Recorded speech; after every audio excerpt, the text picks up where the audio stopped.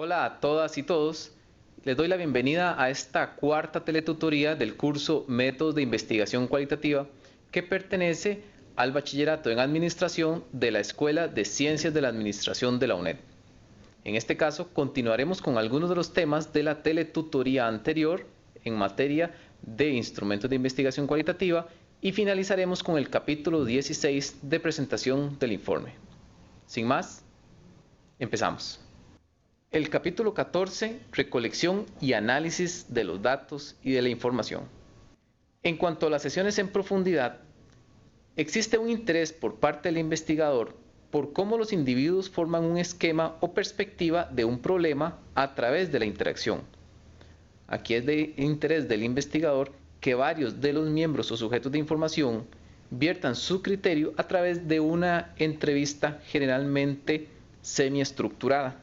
Algunos aspectos relativos a esta técnica es que, por ejemplo, Creswell sugiere que el tamaño varíe dependiendo del tema, por lo cual no tenemos limitaciones en cuanto a números mínimos o máximos de sujetos participantes. También, el formato y naturaleza de la sesión depende del objetivo y características de los participantes y del planteamiento del problema, pero igualmente sería un factor condicionante aquellos a los cuales tenga acceso el investigador. También la unidad de análisis es el grupo y puede darse una única sesión o bien varias. Los pasos para llevar a cabo las sesiones en profundidad serían: 1. Se determina un número provisional de grupos y sesiones que deben realizarse. Se indica que es provisional ya que esto dependerá del desarrollo de la sesión en sí. Asimismo, de la obtención de los datos a los que pueda arribar el investigador o equipo de investigación. Se debe definir el tipo tentativo de personas y se tratan de ubicar las mismas. Se organiza la sesión en los aspectos logísticos en cuanto a ubicación y hora para llevarla a cabo y por ende se lleva a cabo la misma. También se elabora el reporte de la sesión. Así, dependiendo de la cantidad de sesiones, habrá una cantidad determinada de reportes. Ahora, en la página 412 y continuando en la página 413 del libro Metodología de la Investigación, aparece un referente sobre una forma de llevar a cabo una sesión en profundidad. Otra técnica serían los documentos, registros y materiales. Generalmente conocido en el campo de la investigación como análisis documental. Se pueden abordar documentos individuales, por ejemplo, documentos escritos o personales, materiales audiovisuales referente a un sujeto particular y los archivos personales de alguna unidad que se está analizando, que puede ser una persona.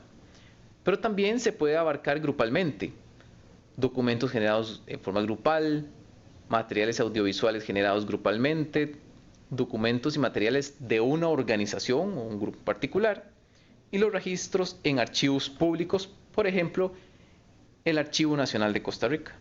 En cuanto a biografías e historias de vida, se construyen por lo regular mediante la obtención de documentos, registros y materiales. También por medio de entrevistas, en las cuales se pide a los participantes que narren sus experiencias de manera cronológica. Pueden construirse de manera individual o colectiva.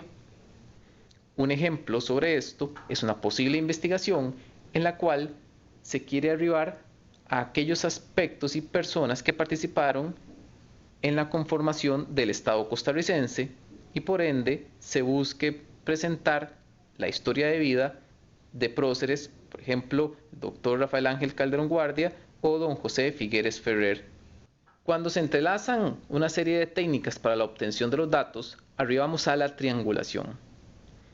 Esta se conceptualiza como el hecho de utilizar diferentes fuentes y métodos de recolección de datos. Y puede el investigador mezclar la entrevista con el análisis documental, con los grupos en profundidad o varios. En cuanto al análisis de los datos, algunas características al respecto serían: el proceso esencial del análisis consiste en que se reciben datos no estructurados y que deben estructurarse. Y los propósitos centrales de esto sería darle estructura a dichos datos, describir las experiencias de las personas según su óptica y su lenguaje, comprender en profundidad el contexto en el cual nos encontramos investigando. Igualmente, explicar los ambientes, las situaciones y los hechos propios de este contexto.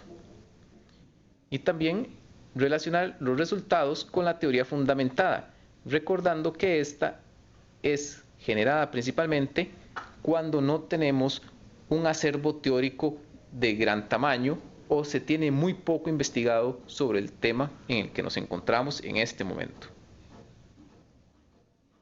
También, el logro de tales propósitos es una labor paulatina, o sea que el investigador avanza conforme recabe los datos.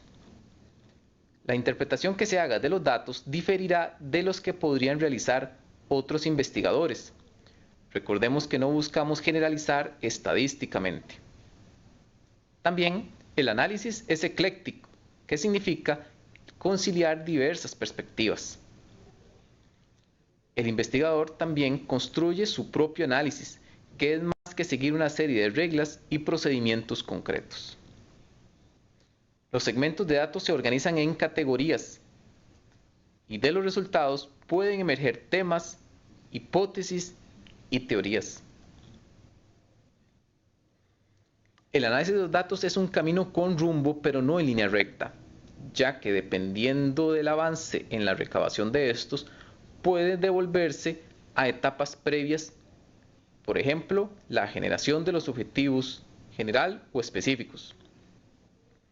El investigador debe analizar cada dato en razón del contexto. La interacción entre recolección y análisis debe permitir mayor flexibilidad. Otras consideraciones sobre el apartado analítico. De manera inductiva, emergen categorías iniciales, relaciones, hipótesis primarias y principios de teoría que se irán depurando conforme avance la investigación. Pueden utilizarse los métodos analíticos de teoría fundamentada, estudio de caso, etnografía, y también suele utilizarse una bitácora de análisis. En la figura 14.7 de la página 423 del libro de texto, se les presenta un esquema del proceso de análisis cualitativo, el cual, como podrán ver, inicia con la recolección de los datos, continúa con la organización de estos, hasta llegar a la descripción de las categorías y la generación de posibles hipótesis, explicaciones y teorías resultantes.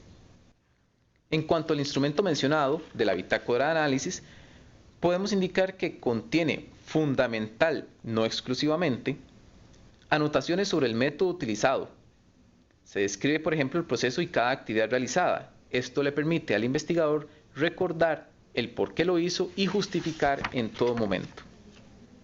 También pueden incluirse anotaciones respecto a ideas, conceptos, categorías e hipótesis que van surgiendo del propio análisis de los datos, para que en momentos posteriores el investigador recuerde a los hallazgos preliminares a los que pudo arribar.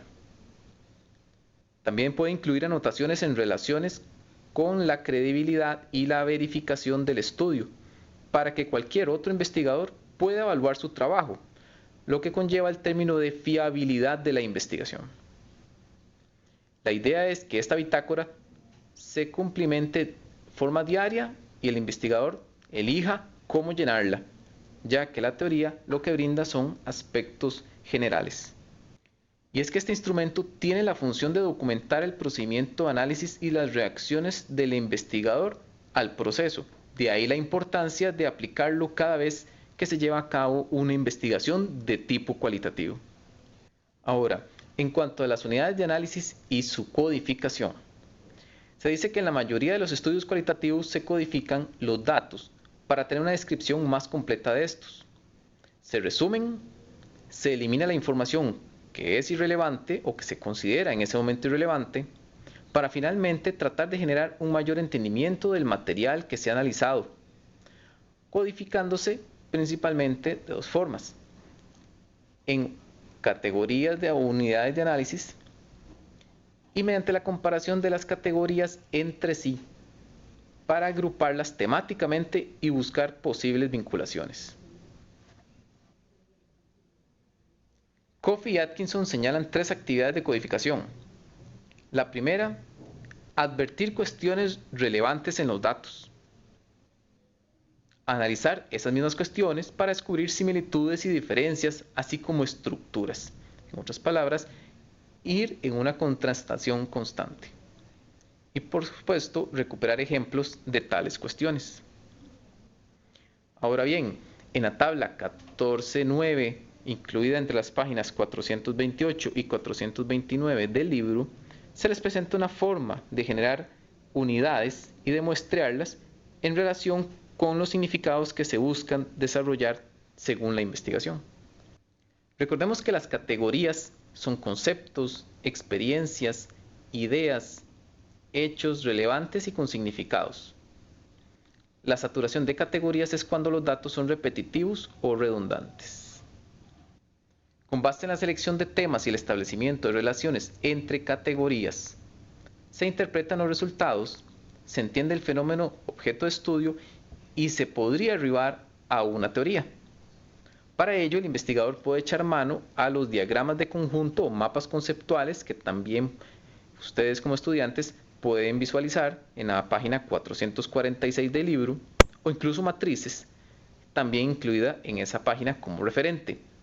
Lo que se busca es que el investigador vaya analizando, contrastando y, si se puede, interrelacionar entre las diferentes categorías que han sido establecidas para el proyecto de investigación.